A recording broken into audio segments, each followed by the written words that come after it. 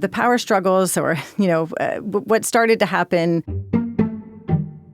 Oh, there was so much angst. There's really nobody in charge when everybody's in charge. This dysfunction is not only internal, it's external. If my friend described her relationship to me like this, I'd tell her to get the hell out of there. Yeah, the red flags are flagging. They remind me of a dysfunctional family. But hey, this relationship is complicated between the city of Cincinnati and Hamilton County. The Metropolitan Sewer District of Greater Cincinnati, or MSD, is often stuck in the middle of their political tug-of-war. Wait, oh my god, so MSD is kind of like the kid in a custody battle? Yeah, kinda. But worse than that, all of us are stuck in the middle too, because all of the time and money spent fighting over who gets to be in charge is time not spent on the bigger problem: heavy rain that sends raw sewage into basements and local public waters. This is Backed Up, a podcast from Cincinnati Public Radio. I'm Becca Costello. And I'm Ella Rowan. And today we are spilling the tea. The sewage tea?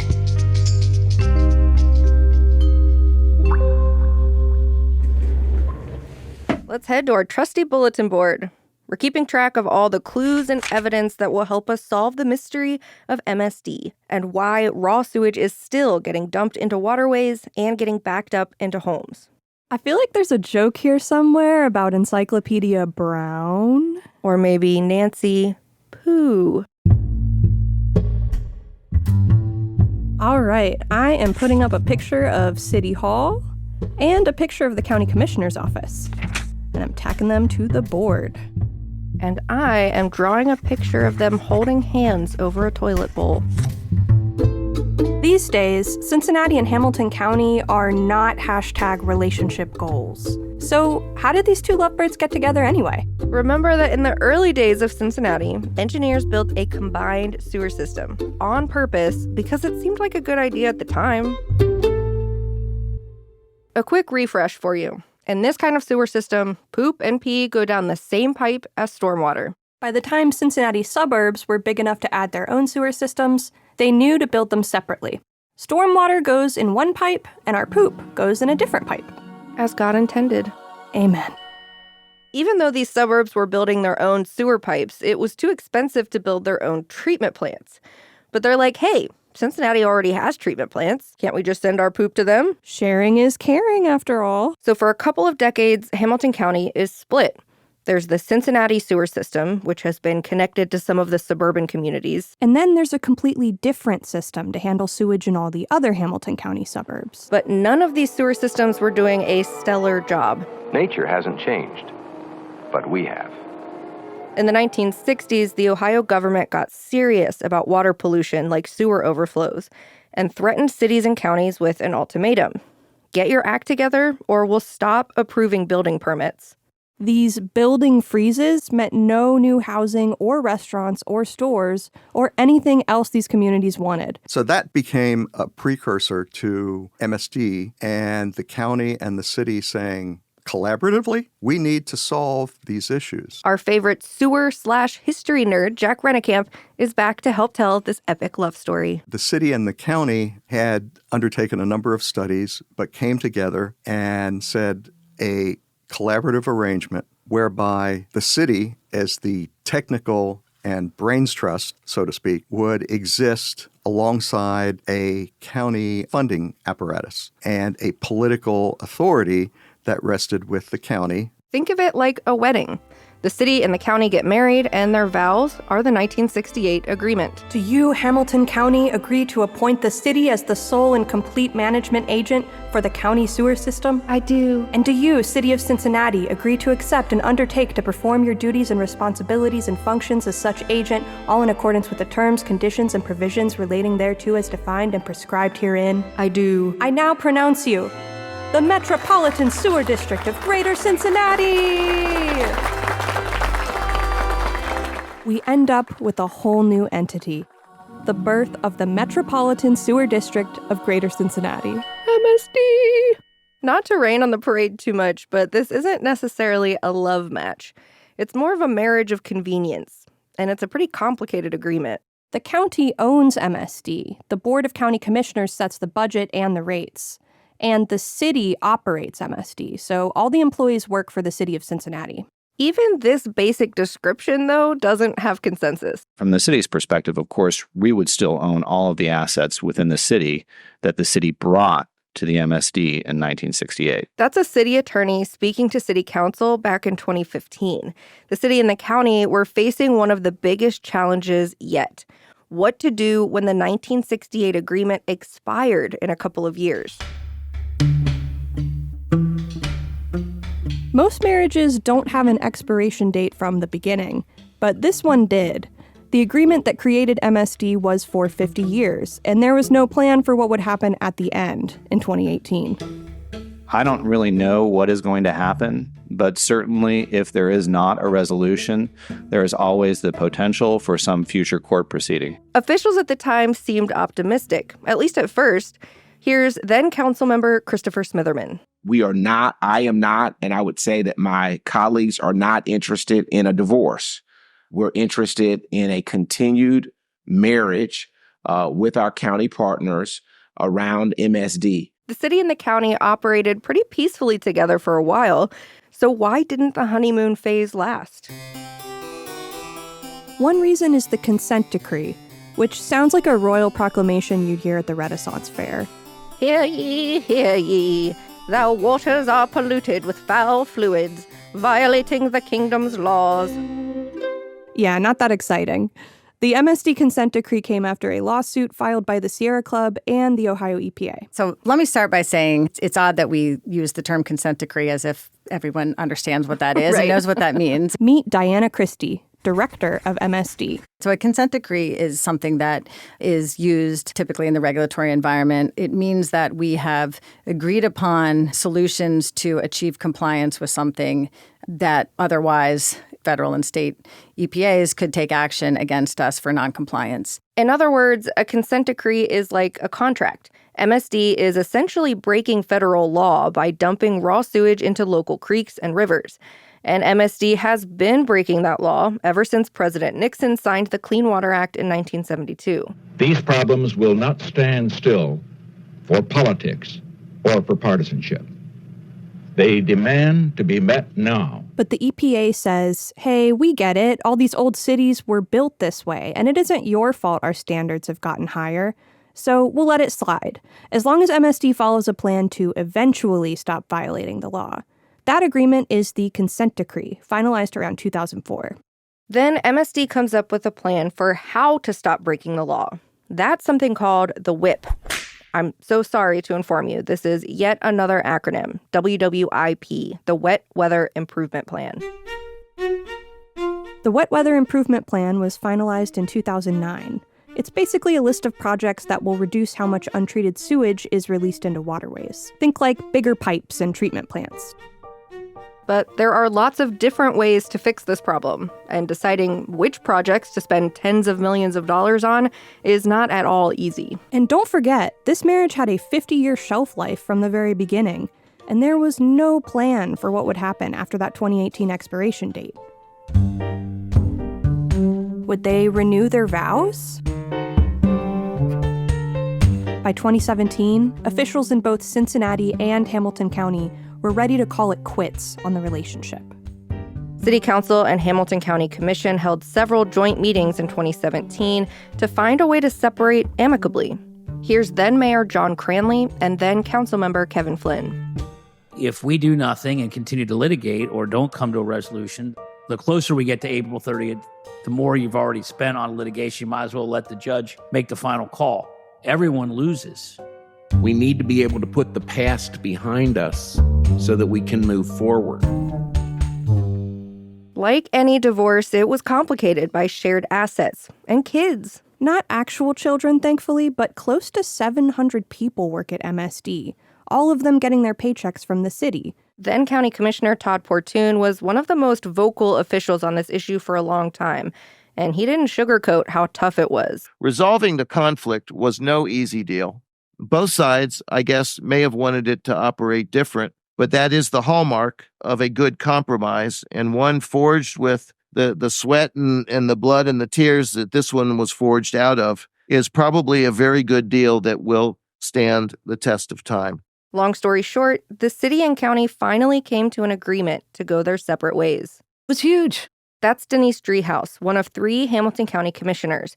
This particular fight was happening when she first took office, and she's still on the board of commissioners now. It was huge. When I entered the scene, right, in 2017, there was so much angst. There was just a lot of tension in the room, a lot of disagreement in the room. So for us to come together on something that solved for the city and the county's top priorities was really significant. And what a relief. Have you ever seen a couple that really didn't belong together get a divorce and think, good for them? So you can imagine the disappointment when we didn't get that done. Wait, what? Yep, the divorce didn't go through. Ohio state government officials had to sign off on it, and they said no. A year after Hamilton County and Cincinnati leaders thought they'd settled the future of the Metropolitan Sewer District, the deal isn't done. They took their sweet time making that decision, and the expiration date came and went. A federal judge overseeing the consent decree decided the 1968 agreement should just continue indefinitely until there's a new agreement. Spoiler alert, there still isn't a new agreement. While all of that was going on in the courts, another big fight was happening at the same time. The next phase of the Wet Weather Improvement Plan had to be submitted to EPA regulators in summer 2018. And this is where things get really wild. Well, this gets to the point of the fact that there's disagreement between the city and the county on what the plan should be. The city of Cincinnati, along with MSD, sent federal regulators a 10-year plan. But the county sent a totally different plan for 5 years.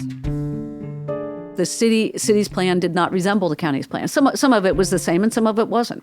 And so there's a disagreement. The county, we own the utility. And so it is our obligation to provide that plan to the regulators. The city, unbeknownst to us, provided their own plan. That was problematic. Hamilton County commissioners were furious. They fired criticism at MSD Director Diana Christie at a public meeting in early 2020. Here's Commissioner Stephanie Summerall-Dumas. Why? Why did you think you had the authority to do that? I'm just going to be straight. Why did you think you were able to do that? MSD Director Diana Christie fired right back. Because the city is a co-defendant to the consent decree and had just as much responsibility to submit a plan as the county. Commissioner Victoria Parks wasn't satisfied. This is offensive. And the way I feel right now, I have a suggestion. I think that you ought to call the judge and just tell him that you have no intention of operating and dealing with us in good faith so that we can stop wasting our time, his time, and our citizens' money. This is upsetting. And all this time, while the city and county are bickering and filing court motions and talking to the public and to reporters, it's still raining in Cincinnati. More on Backed Up after this. Hey, what up, y'all? It's Deuces, your host and creator of the Art of Series, a multimedia series comprised of episodes that translate our journey of a deeper dive into understanding the world of creatives and entrepreneurs through immersive experiences with documentary-like visuals, original music videos, and in-depth conversational podcast pieces. But it's safe to say this is more than a podcast. With Cincinnati Public Radio, listen wherever you get your podcasts or at cinradio.org. Deuces. This week on Looking Up, I talk with John Linnell from the eclectic and scientifically minded band They Might Be Giants.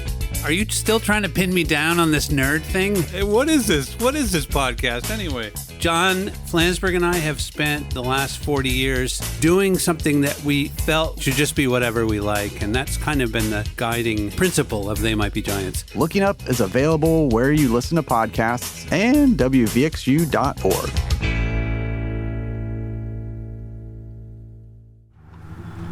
Hello. Hey, how you doing? Come on in. I'm Sue Bills. You want to talk first or go down and see first? I think we'll do a little tour first, if that's okay. My name is Susan Bills. I've been a proud West Price Hill, Covedale resident since 1966. I probably moved 3 times and moved 6 blocks total. And I returned to my childhood home, which I love very much. We are very involved with the community. I'm involved with West Price Hill Community Council and the Price Hill Safety Community Action Team. We like to keep things safe and clean in our neighborhoods. Multiple generations of Sue's family stayed right here in West Price Hill, in this house, despite a certain problem that has come up again and again. Or should I say, backed up again and again. You can't keep getting away with it! So I'm going to take you a little tour here. So just be careful. Hold on to your banisters. This is the reason I have to put stuff up, because this is where the main drain issues have occurred. Drain issue is another way of describing what happened to Florence Miller in episode 1, a sewer backup, or SBU. So the house was built in roughly 1934. Now we redid this area. There used to be a drain over here where we filled it in. That was also an area of backup. If you come over here, you'll even see some areas where it even reached at least 3 feet. That's my shoulder. Yeah. So that did not happen often, but it did happen. Sue pointed to that water line and said at least 3 feet, but it was absolutely up to my shoulder, which would be well over 4 feet. That's how high the mix of stormwater and raw sewage would get in Sue's basement when she was a kid in the 70s. So obviously, if you're planning on people coming over, and then you have to deal with all the smell and disinfecting, and yeah, that puts a little damper on things, to say the least. It was frustrating because they'd spent a decent amount of money trying to fix a problem too. And it wasn't that they weren't willing to try, they did. These sewer backups were a lot more common then. This was around the time of the Clean Water Act in 1972, but way before MSD's consent decree. Most people had no idea what a sewer backup even was. We just knew water was coming up. We didn't even think about it being a combined sewer backup. We just knew water was coming in and we had to deal with it. When Sue's parents passed away in 2011, she moved back into her childhood home with her husband and kids. And in 2017, one of those major storm events hit the west side. They were very heavy rains. I think they would probably refer back to them as, if not 100-year floods, they were very, very serious floods. So there were 4 different documented and reported where they actually reported to the house and came out and tried to decide if it was an actual sewer backup or not. This is actually a good time to talk about the different kinds of sewer backups. It's a little bit of a side note. Let's put this on the bulletin board. Not all sewer backups are caused by too much stormwater in a combined sewer system. Actually, most sewer backups are not caused by a combined sewer system. It's more common that a clog causes household sewage to back up in a private pipe and overflows the toilets and drains in a basement. Clogs or blockages could be a tree root, a buildup of things like hair, food dumped down the sink, and those so-called flushable wipes. Oh, actually, hold on. Can we talk about something real quick? Those flushable wipes are a lie, no matter what the label tries to tell you. There's no such thing as flushable wipes. Seriously, all flushable wipes are terrible for the sewer system. If you don't believe me, Google fatberg. We've got a monster of a fatberg under the seafront here in Sidmouth. Flushable wipes should be rebranded as do not flush, but instead responsibly dispose of me in the nearest trash can wipes. Anyway, most sewer backups are caused by problems with the private side of the sewer system. Not to victim blame or anything, that's just the way it is. And MSD will only pay for damages and cleaning if a sewer backup is caused by capacity issues in the combined sewer system. Which makes sense, right? You wouldn't want your sewer rates to pay for some random person's sewer backup if it was caused by pouring too much bacon grease down the drain. So to decide which sewer backups to help with, MSD does an inspection for each complaint they get. Sometimes it's really simple.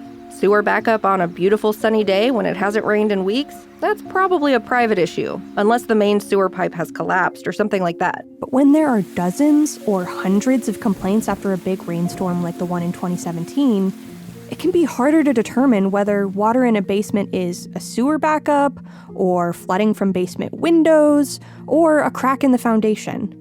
When Sue Bills submitted her claim, it was denied. My original submitted claim was in August of 2017. I was contacted again by another person in the MSD to resubmit the claim in December. Sue decided not to resubmit the claim once she realized MSD needed to see original receipts for what was damaged. That means a 30-year-old furnace and flooring put in during the 1950s. Even if she had those receipts, MSD would only offer a prorated amount. To replace the furnace was over $6,000. The flooring in the bathroom, I spent probably close to $7,000. The waterproofing was $10,000. So what are they going to give me, $1,000? So I thought, I'm going to replace it. I'm going to have my receipts. Then if it happens again, then I will submit a claim. Well, it obviously happened again. This time in 2021. I was called. Specifically, they asked me, we know Covedale had some incidents. Was your house affected? Oh, so before you reached out to them, they reached out to you? MSD called me specifically, yes, the next day after the event. And they stated the float test had indicated that we had experienced a legitimate sewer backup. Wow. How did it feel to have that, confirmation? Total verification that what we had been fighting for, we were right. And we knew we were right. One of the ways we're kind of trying to looking at this is we're kind of solving a mystery, right? Who do you see as the villain? Is there a villain? At one point when I wasn't getting any help, I felt that way. But as I talked to more people in the city and tried to collaborate, it's not any one person. I think we as a government can do a better job. I think with the funding we can do a better job. I don't like to think of them as villains, although I know some people do. It's a really generous attitude, I think, considering all of the issues you've had. I don't know. I can understand if you'd be a lot more frustrated than you are. When we were told in 21 it was a legitimate sewer backup, that just proved our point. We knew we were right, and you don't always get that. So, that was a blessing that we were finally told that we were right. And like I said, it's not as bad as it was, but it's still an issue that we need to resolve. And I think more people need to communicate better. I went around my whole street and I interviewed people and I said, are you having issues? What kind of issues? A lot of people, they just make do, and they don't push it. Sounds like the city and the county could learn a thing or two from Sue Bills. Maybe she could be their marriage counselor. Actually, this fraught relationship is apparently a lot better now than it used to be. That may be kind of hard to believe, considering where we left off in their story. This is offensive.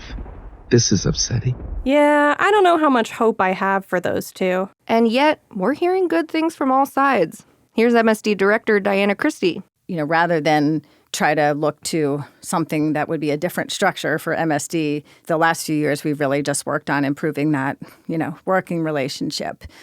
We also had some clarity from the court, which helped. And the court really just clarified that, the county is, with respect to consent decree, is leading those negotiations. Okay, yeah, there is that. The federal judge in charge of the consent decree, Judge Michael Barrett, issued a ruling in May 2020. He said officially, Hamilton County gets to lead the way in negotiating projects. And he took the opportunity to chastise both parties for how they'd acted. Here's our friend and colleague, reporter Zach Carrion, reading Judge Barrett's words. The relationship between the city and the county has been marred by what the county refers to as dysfunction, or ongoing county-city governance disputes. Yet this is a relationship where one party needs the other to function. To the extent that there is dysfunction in the relationship, one party is not to blame more than the other. Like any relationship, there needs to be communication, honesty, cooperation, understanding, trust, and a lack of judgment. Rehashing or revising what has happened in the past does not move the relationship forward. It's a waste of precious time and ratepayers' money. Do you feel like he got out of a therapy session that day and he had a lot on his mind? What has happened in the past does not move the relationship forward is so funny to me. It literally sounds like relationship counseling. Judge Barrett said the county is officially in charge of negotiating the consent decree, with full cooperation and help from MSD at the city. But the county wanted the judge to declare once and for all that they are in control of MSD altogether. And Judge Barrett said he wouldn't do that. Here's Zach reading from Barrett's ruling again. To be clear, the MSD is not a City of Cincinnati department which is funded by the county, and it should not be treated that way. However, the county is reminded that it should not micromanage MSD, but needs to allow MSD to do its job. The county and the city need to shift their focus from the past and create a structure and process for the future. If the parties are not able to stop the finger pointing and work collaboratively, the court will be forced to implement more draconian measures. And so far, 4 years later, everyone has told us that they are focused on the future instead of rehashing the past. I'm not super interested in the divorce. I'm more interested in the mediation and bringing things together to the point where we're moving forward together with a common agreement on how we should move forward together. Yeah, well, I will say it has improved, and I'm very focused on having a very collaborative and positive working relationship. You know, myself and the rest of the MSD employees, we're all city employees, but we work very closely with the county, and I think over the last few years that relationship has improved a great deal. Most of these disputes were over the next phase of the Wet Weather Improvement Plan, Phase 2. In 2023, EPA regulators approved a Phase 2A plan and decided to deal with the rest of Phase 2 another time. 2A only has 5 projects, and they're pretty small compared to the rest of the Wet Weather Improvement Plan. So instead of bigger pipes and treatment plants, it's like some backup generators for an existing treatment plant. Remember Marilyn Wall, the Sierra Club volunteer that's been suing MSD for the past 20 years? She wasn't very impressed with Phase 2A. They have to finish them all by the end of 2024, which shows you this is not like the kind of plan you need, because you don't want to be negotiating it again and again every year. But 1 year at a time, wow. That's, impossible. So that's good that they're finally getting done. But it's not nearly enough to really compensate for the fact that we spent 5 years not getting things done, Yeah. And I wouldn't say they didn't do anything, but because there are many other projects, non-consent decree projects, but in terms of the consent decree, we weren't making progress. The next deadline is just 2 weeks from the release of this episode you're listening to right now.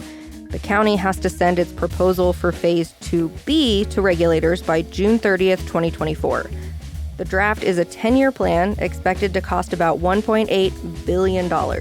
We'll talk more in a future episode about where MSD is going to find almost $2 billion. Spoiler alert, money is definitely going on our bulletin board as another suspected villain. Next time on Backed Up, we'll talk about how MSD is keeping sewage out of waterways and the number one thing that makes it an almost impossible task.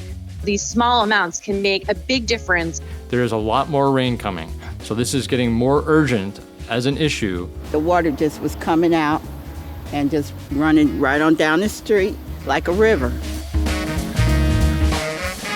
Backed Up is a Cincinnati Public Radio podcast produced with support from PRX and made possible in part by a grant from the John S. and James L. Knight Foundation. Backed Up is reported and produced by Becca Costello and myself, Ella Rowan, with support from Casey Kuhn. Thanks to everyone who helped put this episode together and bring it to life.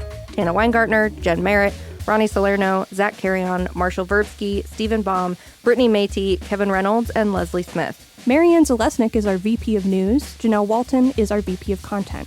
Nicole Tiffany made our podcast cover art. Special thanks to Sam Ransahoff, Tony Carlson, Grace Appler, Stephanie Kuo, and Mike Russo. Our friends at the Cincinnati and Hamilton County Public Library have put together an incredible digital exhibit about the history of the sewer system. So go check that out. You'll find a link at wvxu.org/backedup. Plus lots of pictures and extra info. Basically everything except the smell of the sewers. Let me say that again. I feel like I had a pee-pop on the poo. Pee-pop on the poo. That's my horse impression. Very good. Some have doubted my horse girl identity, and I feel very strongly about having been a horse girl growing up. No, I can kind of see that since you're from the country and all that. Right? And homeschooled? Like, yeah. Come on. Yeah, that's very horse girl. Come on. Every time I'm listening to NPR, and it's just a close-up of somebody pointing a microphone at gravel and stepping on it, it's like such a language. We gotta get those footsteps.